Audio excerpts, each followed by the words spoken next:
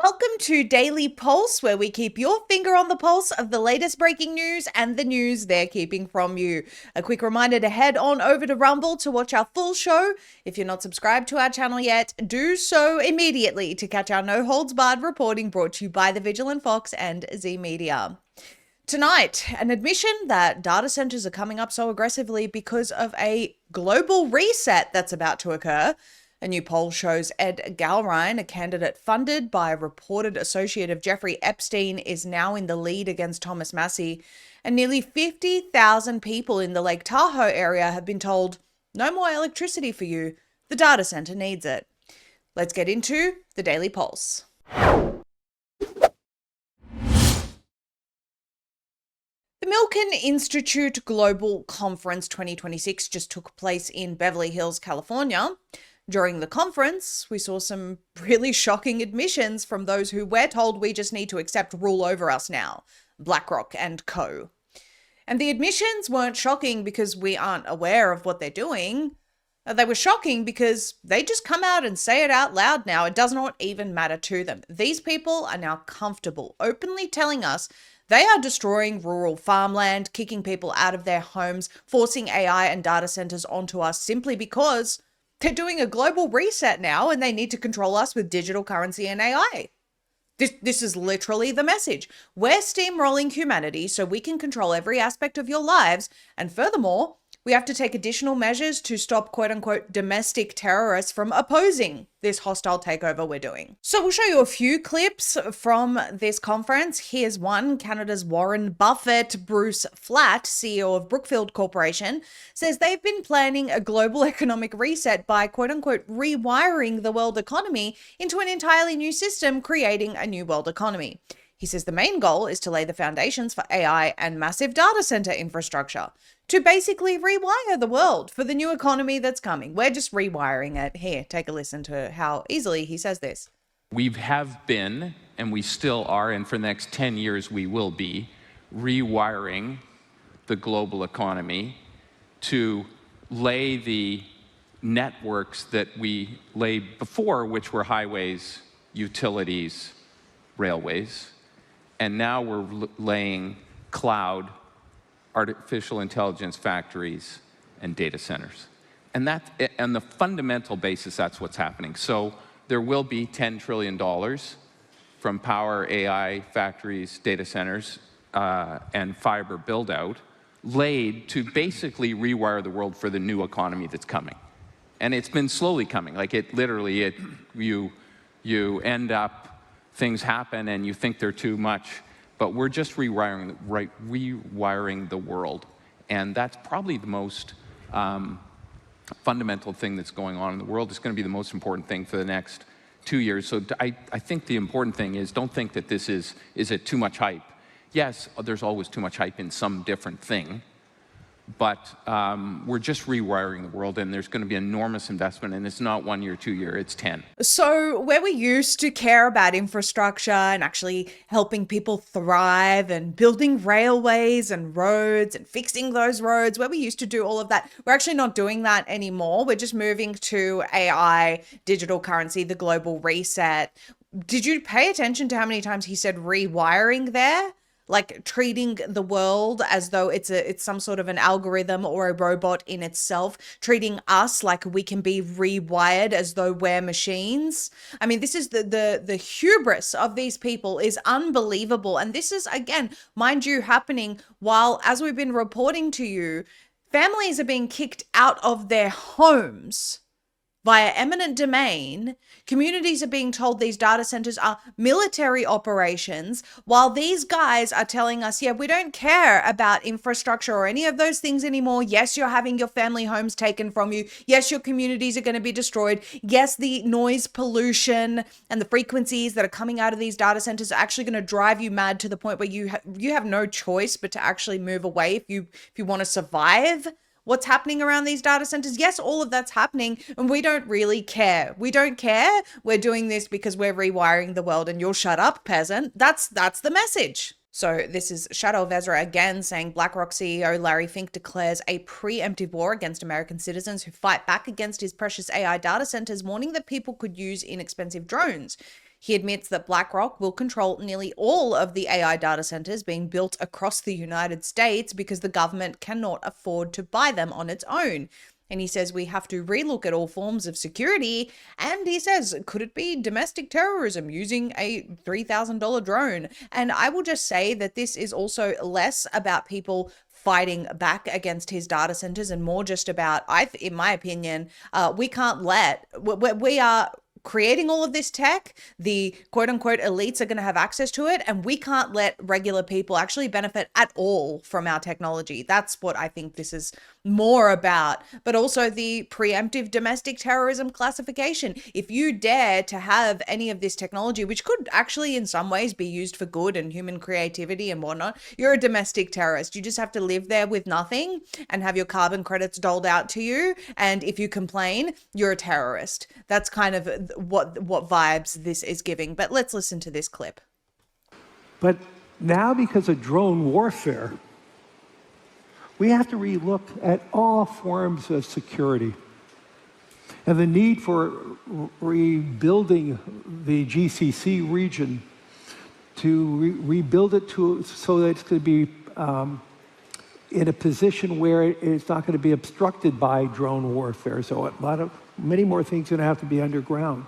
But even here in the United States, if we're going to be building, let's say, these 1 gigawatt data centers, how do we make sure we're not protecting those $50 billion, $75 billion investments? We have to relook at everything because of the role of drone warfare. Right now, we're looking at it internationally, but one of my concerns is, could it be a domestic terrorism using a $3,000 drone? So all of these things are actually opportunities, not problems. It's going to require, as we said, trillions of dollars of capital. Governments cannot build these out alone. They don't have the wherewithal. And two, their deficits are started to be mounting. And we spend too little time talking about the U.S. deficits and other countries' deficits. So this is all going to be the role of private sector. So the role is actually going to belong to the private sector because government and private sector are doing this thing where they're pretending that technocracy doesn't already rule over us when it already does. And for the most part, government and the process of real representation doesn't really exist. People go largely ignored. And we just want to show you this graph that he brought up, US data center hubs of the future. You can see here that Texas and Virginia are slated to be the worst technocratic states in America. And then you have Georgia, Pennsylvania, Arizona, Ohio, Illinois, California, Utah, and Oregon, where, and it shows you there how many are operational, how many are under construction, and how many are announced thus far. So Texas is actually the worst of the bunch. Thank you to everyone who voted in Governor Abbott. So then we also have billionaire Michael Milken warning that the entire world is going to be forced to load their digital health records onto their phones and rely on an AI physician for medical care in the very near future. Let's take a listen to this beautiful nightmare. Today, it's impossible for your clinician, your doctor, to give you the best advice. They want to give you the best advice, but it's impossible with 100 new developments all over the world being released. So, since our phones, we can find you, obviously it won't be long before you're going to have your medical teammate who has all your clinical information, all your medical information, will have surveyed everything in the world that's gone on overnight while you were sleeping. And therefore, we have to think who's going to power billions of these, and the same thing's going to happen in education. But what we've seen here in this artificial intelligence, and here's a slide, 4 times the accuracy of a human doctor. So these should be available to every single person on the planet someday.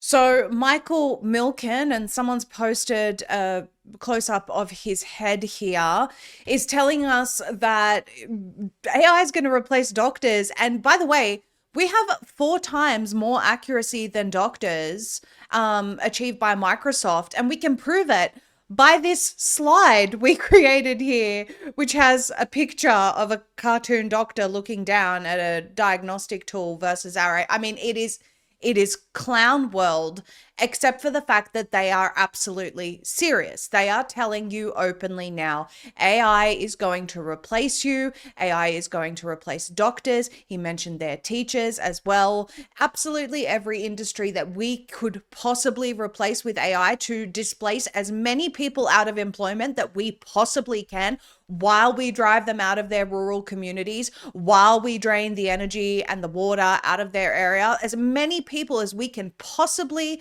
ruin their lives in order to achieve our global economic reset that we've been planning, we're going to do it. That's what I'm hearing. And if you need any more convincing that the public is just being railroaded with absolutely no say, just go back to the UK, where there was huge public pressure, including widespread protests across the country, online campaigns, people contacting their ministers, so much so that Keir Starmer actually had to say, okay, we're not going to go mandatory digital ID yet. We're going to make it a voluntary thing, which of course is a farce. We know that. But the public pressure was so huge. The people didn't want this so much that they were forced to publicly pull back on the agenda. And yet they don't care about that. Of course, they don't care that the people don't want it, because a couple of short months later, here's King Charles just by decree saying we're proceeding with digital ID. Take a listen.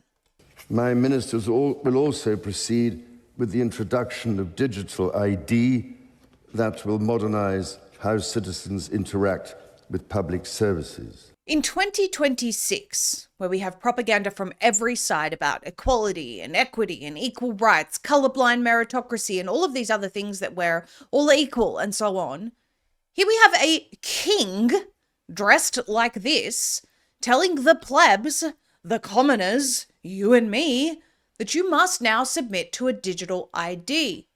I have decreed it. Again, if you needed any more convincing that they simply do not care about the will of the people, the amount of people turning up to oppose this agenda, speaking out online, spending their time, money, and energy educating the masses as to why this is a really, really bad idea, so much so that the masses agree and actually do turn up to say no, we think these few clips prove they simply do not care what you think. The only benefit or use for digital ID, AI surveillance, 24/7 monitoring, and complete transparency in every action, movement, or conversation should be for the public to be monitoring the government and the private corporations they're working with in secret to achieve this technocracy. Maybe if we could implement digital ID and AI surveillance for all the bureaucrats, then we wouldn't have all this waste, fraud, and abuse. We wouldn't have all this insider trading, waste of public funds, plotting against humanity, and we certainly wouldn't have pedophiles in government selling us out to the highest bidder.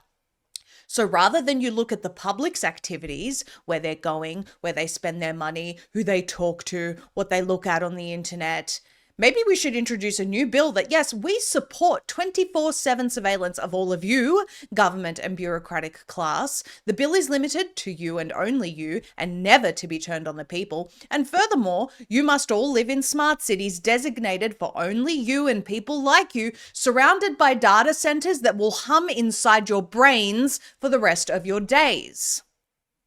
Oh, and by the way, we will also implement a programmable digital currency only for you, where you can only spend your allocated bureaucratic allowance for the purpose of exclusively serving the public and our interests, nothing else. Of course, they would never agree to this, so why should we? Are you protected in a world where threats of EMPs, solar flares, 5G, and all types of EMF are interfering with our very existence? Escape the grid with Escape Zone, bringing you the highest quality Faraday technology for ultimate preparedness.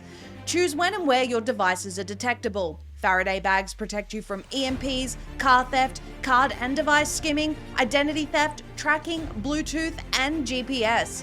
Choose from premium mobile Faraday bags, crossbody bags, laptop bags, and even women's handbags, or opt for the optimum protection with a ballistic backpack, combining cutting-edge Faraday technology with a ballistic 3A Kevlar for the ultimate protection and preparedness.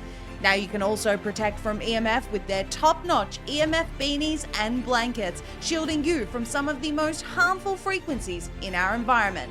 Whatever your needs are, Escape Zone has you covered, and their range is perfect for personal use, family use, or even as a gift for someone you truly care about. Visit escapezone.com/pulse and protect you and your loved ones today. That's escapezone.com/pulse. Do you all remember when President Trump endorsed Ed Galrine, who is funded, we are told, by an associate of Jeffrey Epstein, to run against Thomas Massie, a man who pushed to expose the Epstein network? Trump, announcing his endorsement, described Ed Galrine, funded by reported Epstein associate John Paulson, as, quote, central casting and, quote, a warm body. That's the reason Trump told people in Kentucky they should vote for Ed, funded by a man who is widely reported to be in Epstein's black book. He's like central casting. I said, this is the guy I'm looking. I want to just give me somebody with a warm body to beat Massie. And I got somebody with a warm body, but a big, beautiful brain and a great patriot. He's unbelievable. So apparently Ed has a really big, beautiful brain. How big and beautiful is Ed's brain? Let's take a listen to what Bobby recently spoke about relating to one of Ed's social media posts. So Thomas Massie's bought and paid for empty suit primary opponent posted this on Instagram today, and one person saw it. But lucky for us, the one person that saw it is Thomas Massie. At first glance, you might be thinking, dope vest, Ed, but take a look at this. Here is a polished social media post. Brother put his Instagram post into ChatGPT and forgot to take out the line where they explain what they just wrote for him. Ew, and look at the post, dude. You needed ChatGPT to write, today I visited these people to talk about my campaign? What are you doing, Ed? You're gonna take out the most conservative and principled member of Congress, a modern day Ron Paul, with ChatGPT? Bro, this dude has a team. The team let this go? But what's also so funny about this, aside from it being absurd and hilarious, is Brother's out here making posts 7 days ago with no likes and no comments. 7 days? Yo, what are the chances that absolutely nobody sees your post on Instagram except for Thomas Massie himself? Amazing. And before Ed could delete it, Massie posted the screenshot and it has 500,000 views. Yo, if you're gonna come for the GOAT, you best not miss. How do you love this recent debate performance between Thomas Massie and Ed, who just decided not to show up, which created perhaps one of the greatest photos I've ever seen. Massie shaking Ed's hand before a Republican forum. Yo. Such a big, beautiful brain Ed has. Truly. So big and so beautiful that he just refuses to debate Thomas Massie and claims he's been debating him for months now and yet doesn't turn up to debates. I mean, it's really, really clown world at this point. Thomas Massie is, of course, a huge favorite of the people. And most people looked at this and thought there's absolutely no chance this guy is going to win. But the fact actually remains that millions upon millions of dollars are actually being funneled into this guy's campaign by, we mentioned one of the donors to you, special interest groups, people that are operating within and outside of PACs, to unseat Thomas Massie, as Bobby Source just said there, one of the most, if not the most, conservative member of Congress. And we've heard the argument before that Massie always votes no, but if you actually listen to what these people are doing, like, for example, leaving transgender surgeries inside of bills, when that was one of the campaign promises of Trump, that he would eliminate that. And then Massie says, well, no, we don't actually want to continue with transgender surgeries. And in fact, this is something that Trump spoke about on the campaign trail. We're not going to vote for this. And then they make it out like Massie has voted no against Trump's agenda. It's like, no, hang on. You snuck transgender surgeries for minors in there. Of course he's going to vote no for that. And that's just one of the countless examples of how they've been smearing Thomas Massie for months now, because he's principled. He actually listens to his constituents, and he just so happened to touch the thing that you're not supposed to touch, which is the Epstein class. And that's a big no-no, apparently, from the powers that be and those who are seemingly funding Ed Galrine. So despite the fact that Thomas Massie pretty much more than 90% of the time votes in line with the original MAGA promises, as in the promises that people elected President Trump for, put the Republicans that are in their current seats in there for because of those promises. Despite the fact that Massie votes in line with those promises, which the rest of them aren't keeping anymore, but he is. The bombshell poll shows that GOP rep is trailing Trump-backed challenger. So what's going on right now? Well, Trump-backed Republican Ed Galbraith has surged ahead of Rep. Thomas Massie in a blockbuster Kentucky GOP primary, according to a new Qantas Insights poll that's sending shockwaves through conservative politics just days before voters head to the polls. The new survey shows Galbraith leading Massie 48.3% to 43.1% among likely Republican primary voters in Kentucky's 4th congressional district, with undecided voters now shrinking to the low single digits as the May 19 primary rapidly approaches. The article goes on. An earlier Qantas Insights survey released in April showed Massie leading Galbraith 46.8% to 37.7%, suggesting the race has shifted sharply in Galbraith's favor over the past several weeks. The primary has become one of the nastiest and most expensive House battles in modern political history, fueled by more than $25 million in outside spending and a full court press by Trump allies determined to remove Massie from office. What's important to note is that these types of polls are almost always a very small sample size of a select demographic. In this case, it appears to be voters over 40 who voted for Trump. Of course, this often means people who tune in to the mainstream media for their news rather than real media, and people who will vote for whoever Trump says because Trump said it. No principles taken into consideration, no critical thought applied, just, well, my party said, so be a team player. Anybody who knows anything about politics and anything about this specific upcoming primary knows well and truly that Thomas Massie is the favorite among the people and his constituents who support him and the general population that isn't terminally listening to Fox News and the likes. Don't believe the mainstream media, the smears, and the bought and paid for influencers online. Look at Massie's voting record for yourself. He has an overwhelming record of voting in line with the true MAGA agenda. And what these slimy rhinos do is they slip in transgender surgery for minors in, say, a bill aimed at supporting veterans, for example, and numerous other issues that end up forming a thousands-long page bill with a ton of hidden agenda items. Thomas Massie actually reads that bill, unlike most Republican representatives, and says, hey, I can't vote for this because the people overwhelmingly do not support transgender surgeries for minors. And then the mainstream media and the paid influencer network comes out and says, oh, look, Massie hates veterans. It's extremely disingenuous, and most people see through this, by the way.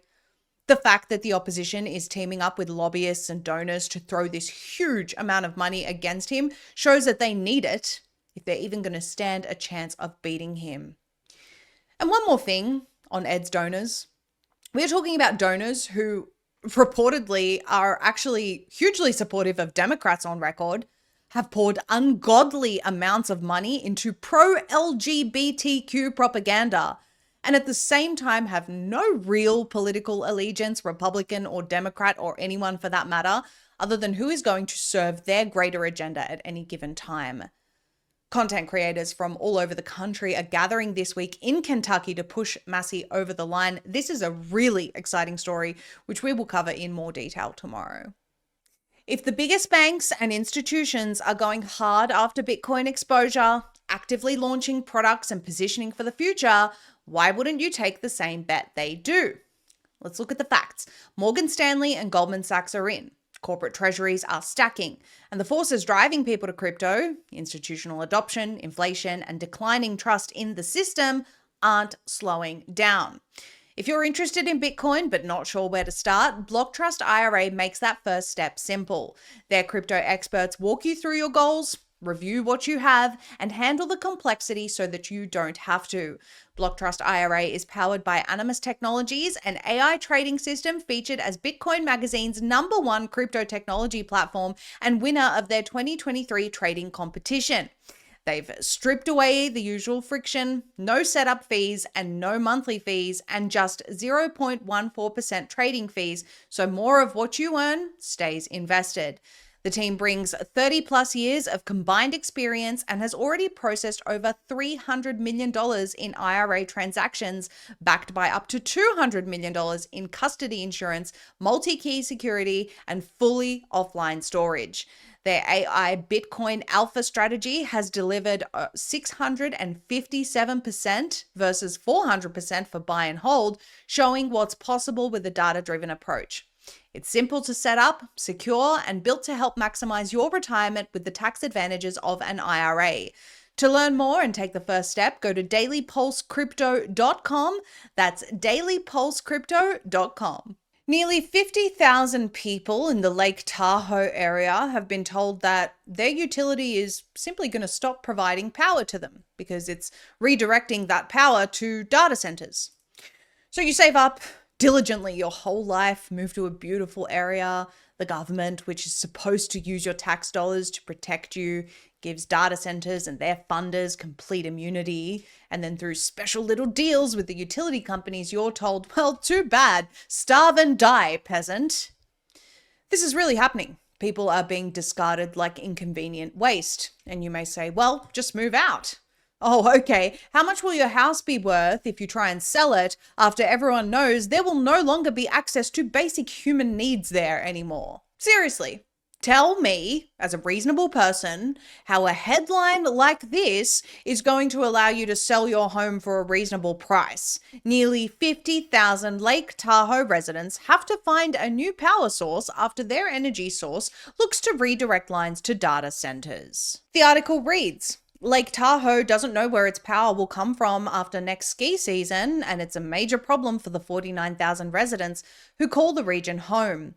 The Sierra Nevada tourist hub, home to ski resorts, lakeside casinos, and roughly 25 to 28 million annual visitors, is facing an energy crisis with a familiar culprit, the data centers powering the AI boom. And you can see a little infographic there about the rates going up, where the power supply is from. So it's 100% from NV Energy, and just the tourism, the amount of tourism that goes to that area. So we're just going to kill tourism as well for data centers, guys. Nothing matters anymore, just our AI gods. NV Energy, the Nevada utility that has supplied the bulk of Lake Tahoe's electricity for decades, told Liberty Utilities, the small California company that services the region, that it will stop providing power after May 2027. The reason? Oh, NV Energy needs the capacity for data centers, as in the energy supplier for the Lake Tahoe region is telling the utility company that it has less than a year to find another power source. So Northern Nevada has become one of the fastest growing data center corridors in the country. Google, Apple, and Microsoft have either built or are planning facilities around the Tahoe Reno Industrial Center east of Reno. The Desert Research Institute, using data from NV Energy's 2024 Integrated Resource Plan, found that the 12 data center projects located overwhelmingly in Northern Nevada could drive 5,900 megawatts of new demand by 2033. At a regional business event last fall, NV Energy's Director of Business Development called the moment unprecedented, saying the company was eager to serve the new industrial load, but that it would not impact our existing customer base. Well, has he been fired yet for saying those words? And now people are being told, sorry, no power for your homes. But Liberty's 49,000 California customers may already be bearing the cost. Of course, that's another aspect. Liberty Utilities generates about 25% of its power from solar facilities it owns in Nevada. The other 75% comes from NV Energy, and that source will no longer be supplied to the region by this time next year. It's like we don't exist, Danielle Hughes told Fortune. Hughes is a North Lake Tahoe resident, CEO of the nonprofit Tahoe Spark, and a supervisor within the California Energy Commission's Efficiency Division. So for a little bit of context around why this is happening, the article says a jurisdictional knot with no easy fix. What makes Tahoe's crisis so difficult is that no single regulator oversees the entire chain from power generation to customer bills. Liberty is a California investor-owned utility. Its customers live in California and pay rates approved by the California Public Utilities Commission. But Liberty's grid sits inside NV Energy's balancing authority, connects to NV Energy at 38 points, and relies entirely on Nevada transmission lines, according to a Liberty filing with state regulators. Liberty's territory is a small sliver along California's eastern border, sitting with NV Energy's balancing zone rather than the California Independent System Operator, which coordinates the grid for virtually every other ratepayer in the state.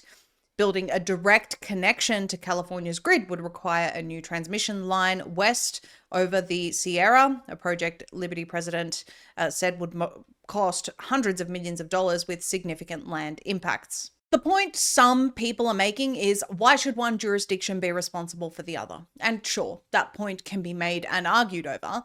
The problem is there isn't too much time to argue over it, and the wider point is probably, why do data center developers, primarily owned by BlackRock, get to come into a community, simply tell them, you don't get to power your home anymore, and by the way, it's worth nothing now, and nothing is done to first safeguard that community? Why do data centers get precedent over humans? This is becoming an epidemic of epic proportions. This keeps happening to communities all over the country, and we will reiterate again that nobody to date has explained the benefit of data centers to any of us. They keep telling us this is the future. What future? A future where your well runs dry, you have no electricity, you have no privacy, no rights to your land, no say in your community, no say in your future or the future of your children. The AI race, if we don't do it, China's going to do it, or the other guy is going to do it. Do what? What are you doing? Can somebody explain to us exactly what you are doing? We're virtually hearing nothing from leaders worldwide, or at least in Western countries, about the future of our children, the education system, investment into farming, or the food that we live on. In fact, that's all getting taken away slowly. All we hear when it comes to investment and directing countries forward is military and AI and data centers, and AI data centers and some more data centers, or AI military and data centers all in one with some data centers on the side for the military and AI. What kind of post-human trash are they foisting upon us? We are rocketing towards a total AI technocratic slavery takeover, and just take one look at all of the heads of the companies that are spearheading this and ask yourself, is that who you want directing your future? Show somebody a picture of any one of these people leading these corporations who literally look like humanoid robots, emphasis on the robots, and tell me if anyone sees those heads and says, yes, this is who I want in charge of my future and my children's future. No. If AI and data centers are the only way forward in the next leap in the advancement of the human race, then we're literally screwed. We can't let them get away with this. There is a serious problem with health insurance in America. Over 200,000 Americans per year are driven into bankruptcy due to health events despite having health insurance. On average, 20% of people have their claims denied altogether, leaving them and their families helpless, not to mention the additional out-of-pocket expenses, despite dumping thousands of dollars per year into unreliable insurance and deductible payments. Well, did you know there's an alternative? In the midst of all of this, a revolutionary model has emerged that is resulting in just shy of 100% of medical bills being funded, and at literally a fraction of the cost. It's called Crowd Health, with over 28,000 members helped with medical bills, a 99.9% funding success, and over $56 million in medical bills saved. This alternative method of healthcare is sweeping the nation, and people need to know this option exists for them and their loved ones. Crowd Health is not insurance. You can opt out of the broken system and take your power back. Get started today for $99 per member per month for the first 3 months, which includes your member fee and Crowd Health contributions, by using the code PULSE at joincrowdhealth.com/pulse.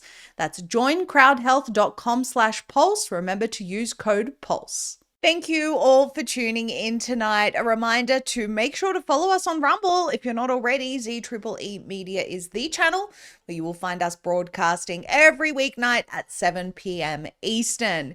If you appreciate our truly independent reporting, the best way to support us is to support our sponsors. They're all linked in the description below.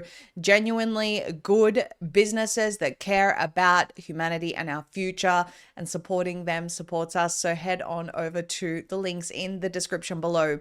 You can also subscribe to Rumble Premium. It supports us as content creators. You also get an ad-free experience as well while supporting free speech. So you can find that button right under this video.